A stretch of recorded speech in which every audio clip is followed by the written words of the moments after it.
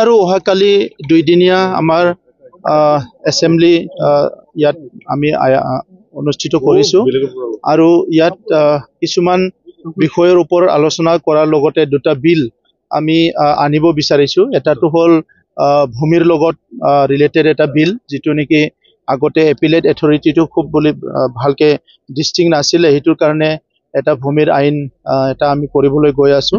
ছেকেণ্ডটো হৈছে আমাৰ যিটো ফ্লাড জ'নিং এটা বিল আমি আনিব বিচাৰিছোঁ। এই দুটা বিলক লৈয়ে আমি বিশেষকৈ আমি এই আমাৰ ছেশ্যনটো এইবাৰ মানে অনুষ্ঠিত কৰা হৈছে।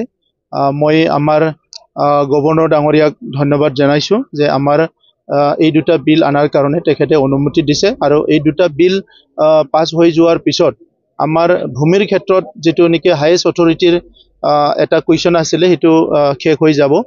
বিটিআৰ চৰকাৰ আমি 2020ত চৰকাৰ গঠন কৰাৰ পিছত স্বাধীনতাৰ 70 বছৰৰ এই সময়ত কিমান আমাৰ ৰাইজে কি প্ৰব্লেমত ভুগি আছে এইবিলাক আমি চোৱা চিতা কৰি আছিলোঁ, আৰু ইয়াৰ ভিতৰত ভূমিটো one of the major issue আছিলে। গতিকে ভূমিৰ সমস্যাটো সমাধান কৰিবৰ কাৰণে আমি বহুতখিনি কাম আগবঢ়াইছোঁ। ইতিমধ্যে 2,59,000 পৰিয়ালৰ ভূমিৰ সমস্যা সমাধান কৰা হৈ গ'ল। আজি আমাৰ যিটো ৰেভিনিউ EM ডাঙৰীয়াই আজি সদনত জনাইছে। চ' সেইকাৰণে ভূমিৰ আমাৰ সমস্যা আমি আশা ৰাখিছোঁ যে অনাগত দিনত আমি প্ৰায় 80%ৰ পৰা 90% আমাৰ চৰকাৰ যিহেতু 1 বছৰ আছে, আমি সমস্যাখিনি সমাধান কৰিব পাৰিম বুলি আশা ৰাখিছোঁ। তেখেতে দল ত্যাগ কৰাৰ এটা চৰ্চালৈ আহিছে। তেখেতৰ ব্যক্তিগত কথা এইটো, তেখেতে কিবা কথাত হয়তো দুখ পাই পেলাই কৈছে, এইটো আমি সকলো অৱগত নহয়, সেইটো দলীয় মজিয়াত আলোচনা কৰা হ'ব।